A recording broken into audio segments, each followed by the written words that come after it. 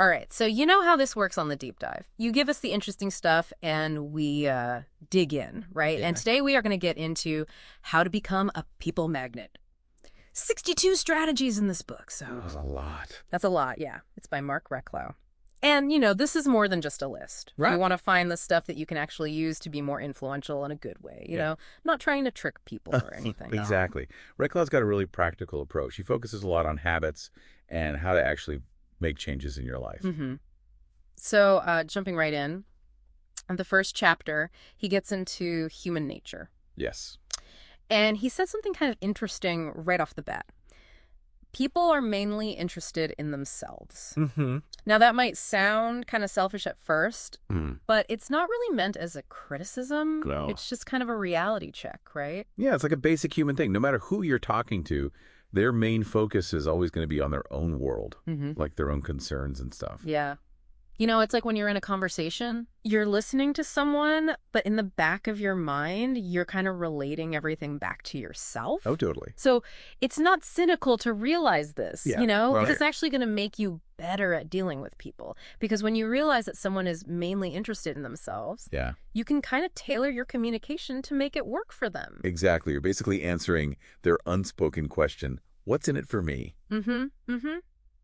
And then, chapter 2 just goes right along with this. The title is The Most Important Subject of Any Conversation. And guess what it is? Themselves. Themselves, yeah. We all know that person who just talks about themselves the whole time, right? Yeah, totally. And it's exhausting. It's so draining. But Reklau flips this around and says, it's actually a good thing to be interested in other people.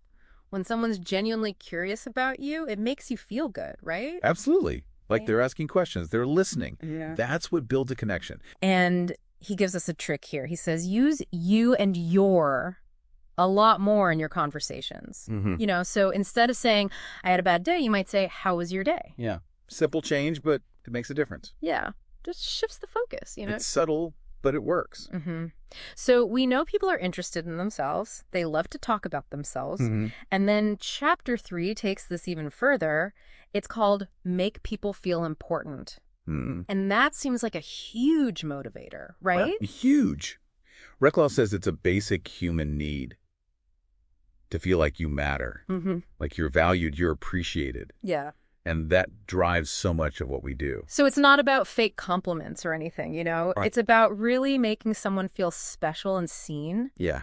He gives some really specific tips here, like actually listening when someone's talking. Yeah. Using their name, offering a real compliment, not interrupting. Right. And if you're in a group, trying to make sure everyone feels included. And I think this is really important what he says next. This feeling of importance you're giving has to be genuine. Yeah. People can tell when you're just sucking up, right? Yeah. But when it's real, it makes a really powerful connection. Yeah. Because it shows them you matter. What you think and how you feel matters. So now chapter 4, this one's kind of controversial. The most important characteristic, agree with people. Oh, yeah. And right away I'm thinking, do I have to just be a yes man? Yeah. Give up my own opinions? Right. It sounds a little extreme at first. Yeah. But Reklau's not saying you have to be a pushover. Okay. He's just pointing out that people tend to like those who agree with them. Right. Yeah. It's validating, like someone gets you. Yeah, and he even says, use phrases like yes or right on purpose just to show you're on the same page, To build that connection. Yeah. And then he asks this question, which really got me thinking, do I want to be right or do I want to be in peace? Interesting question. Yeah, because sometimes winning an argument, it's not worth ruining a relationship. Right. And he says, just don't argue even if you're sure you're right. Yeah. No one really wins an argument. No. You both end up feeling bad. Exactly. But what's really interesting is he says, admitting you're wrong is actually a good thing. Yeah. It makes people trust you more. Because it shows you're honest, you're humble, and people respect that. Yeah. Okay, so now let's talk about first impressions. Chapter 5. Yes. He quotes that old saying, you never get a second chance to make a first impression. And it's so true, right? It is so true. Because we judge people so fast. Oh, instantly, just in the first few seconds. And he says the number one thing you can do to make someone like you What's that? is smile. Yeah. A real smile. Mm. I mean, it sounds so simple. It is simple. But it works, right? It totally works. Because when you smile, you're sending all these positive signals, you know? Yeah. Warmth, openness. You seem approachable. Yeah. Friendly. Yeah. And then chapter 6 kind of builds on this. It's called How to Make a Good Impression. But the first thing he says is that it starts with valuing yourself. Ah, that makes sense. Yeah. So how other people see you, Yeah. it's influenced by how you see yourself. And, he says you got to be proud of who you are, be sincere in your dealings with people, Right. be enthusiastic. And enthusiasm is contagious, It is. But he also says, don't try to make yourself look good by putting other people down. Oh, yeah, that's a good point. He uses the example of the guy who's super nice to his boss, but then rude to the waiter. Yeah, classic. And, that just shows where your heart really is. Exactly. Shows your true character. And he has this rule. If you can't see something nice, just don't say anything at all. Good advice. Okay, chapter 7 is all about connecting with people. And Reklau says a great way to do this is to be interested in them and in their interests, And what they're passionate about. Yeah. He gives this example about, if you're in Barcelona talking to someone, Yeah. just bring up football.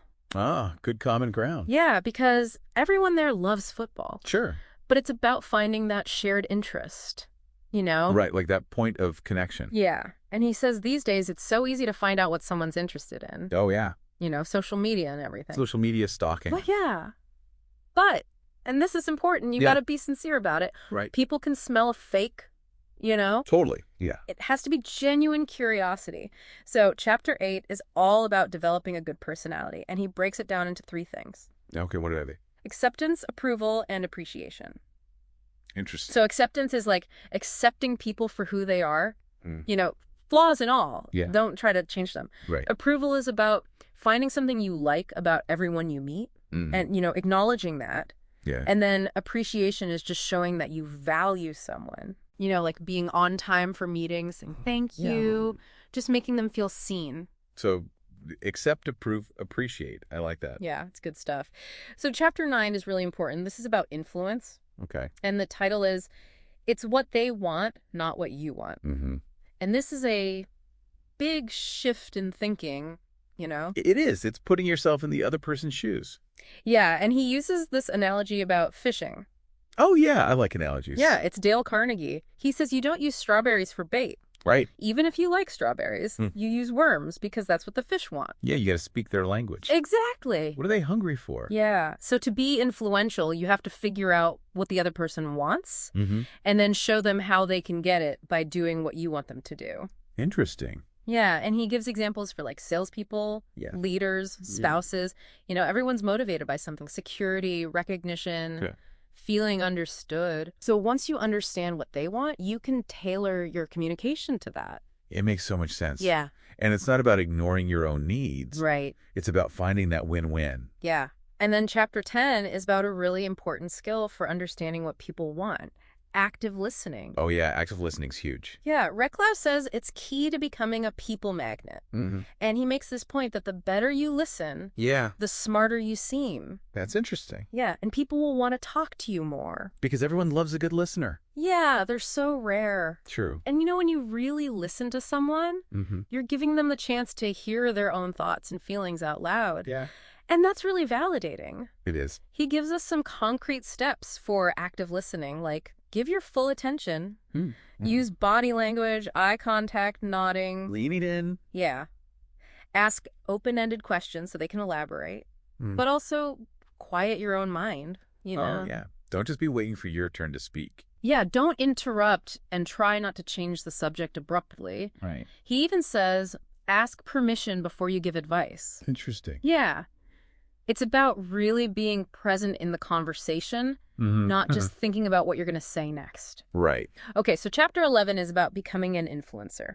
Yeah. Which Reklau says is getting people to do what you want by understanding what they want. Right. So it all goes back to that. Yeah. Understanding their motivation. Yeah. What are they trying to achieve? Yeah. And he's careful to point out here that you have to have good intentions. Of course. Like, you have to want the best for the people you're trying to influence. Yeah, you're not manipulating them or anything. Right. Yeah. So the process he lays out is this. Figure out their desires. Right. Like, security, financial freedom, Right. recognition. and then show them how doing what you want will help them get those things. Interesting. Yeah, he uses the example of someone applying for a job. Tailoring your resume and your answers to what the employer is looking for. It's about connecting what you want with what they already want. That's smart. Yeah. So chapter 12 is about convincing people quickly.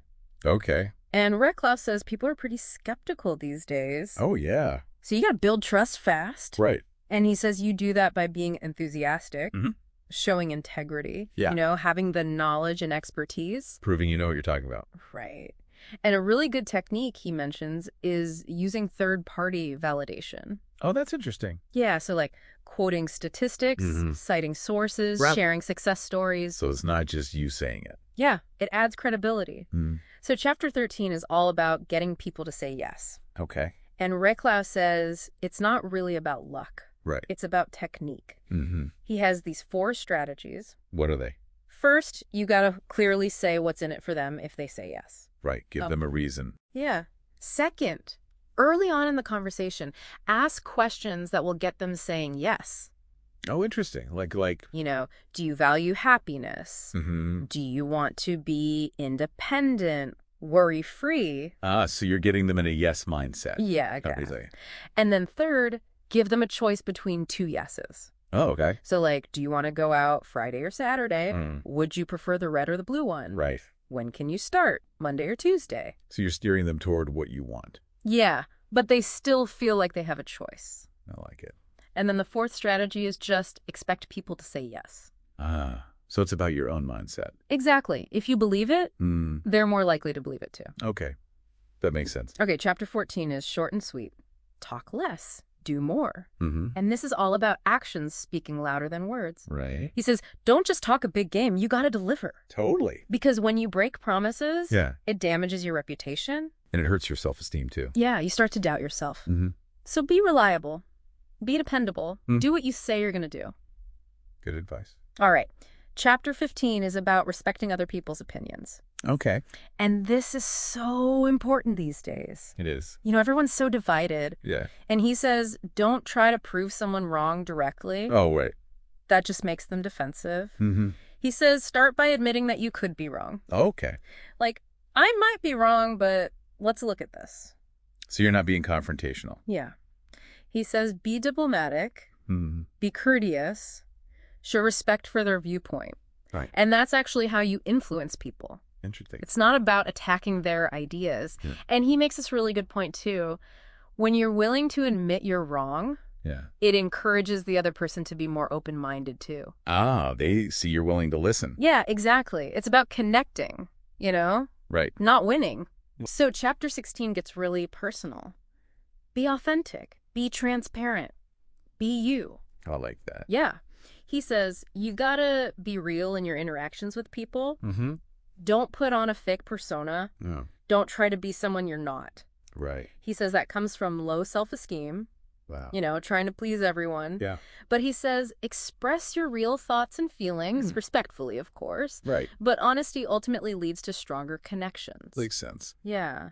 And he says the more comfortable you are with yourself, the more transparent you are, the more people will be drawn to you. Interesting. Okay, so chapter 17 is about communication. And he says, successful people are great communicators. And he gives this really simple tip for being a better communicator. Get other people to talk about themselves. Oh, yeah. Just ask them questions, And then listen. Yeah, and he says they'll walk away thinking you're brilliant. That's funny. Yeah, even though you barely said anything about yourself. Yeah. It's all about making them feel heard. Exactly. So chapter 18 is called The Deadly Sin in Human Relations You Need to Avoid. Oh, okay. What is it? And it's selfishness and talking about yourself too much. So, a little self-interest is natural. Yeah, of course. But if you just dominate every conversation with your own thoughts and experiences, that's a big turnoff. Yeah, no one wants to listen to that. Yeah. He says, think about what you want to achieve, but then focus the conversation on the other person. Okay. Let them do most of the talking. Make them feel important. Exactly. He tells this funny story about this author he met who was totally self-absorbed. And it just illustrates how annoying that can be. Yeah. Okay, so now we're into part 3 of the book, some foundational rules. Okay. And the first one, chapter 19, is say thank you. Okay. And he's a big believer in gratitude. Mm-hmm. He says just feeling grateful isn't enough. You Well, got to express it, yeah. tell people you appreciate them, do nice things for them. Right? And he says there are so many benefits to being grateful. Oh, like what? Like you're happier, you're more optimistic, you sleep better. Really? Yeah, you have stronger relationships. Wow. And he gives some tips on how to express gratitude. Well, Like what? be sincere, obviously. Yeah. Use clear, joyful language. Mm-hmm. Make eye contact. Right. Use the person's name. Make it personal. Yeah. So chapter 20 is about admitting your mistakes. Okay. And he says this actually builds trust. Really? Yeah, because it shows strength. Interesting. You know, to be able to admit you're wrong. Yeah. And he contrasts this with making excuses or blaming others, Right. which just makes you look bad. Mm-hmm. He tells this story about when he worked for Volkswagen in Mexico. Oh. And he made a mistake. And he owned up to it. Yeah. And it actually turned out well for him. Oh, okay. But he says the real problem is when you don't learn from your mistakes. Right. And you keep making the same ones. Yeah, that's not good. Okay, so chapter 21 is about gossip. And he says straight up, stop gossiping. Yeah. It's toxic. Yeah. It ruins your reputation. Right. And he says, think about it. If someone's gossiping with you, Yeah. they're probably gossiping about you too. Oh, that's a good point. Yeah. So what do you do when someone starts gossiping? Well, what do you do? He says, just change the subject. Or just say you don't want to talk about people who aren't there. That's a good strategy. Yeah. Right. So chapter 22 is stop judging. Oh. And he says no one likes to be judged. Of course not. And if you're judgmental, Yeah. it's hard to make friends. Right. And it's hard to influence people. Yeah. He says try to see things from their perspective. Put yourself in their shoes. Yeah. And this is a really interesting point he makes. He says our judgments often come from our own insecurities and flaws. Oh, wow. Yeah. You know that saying, walk a mile in my shoes? Yeah. It's about empathy. So chapter 23 is short but powerful. Forgive everyone.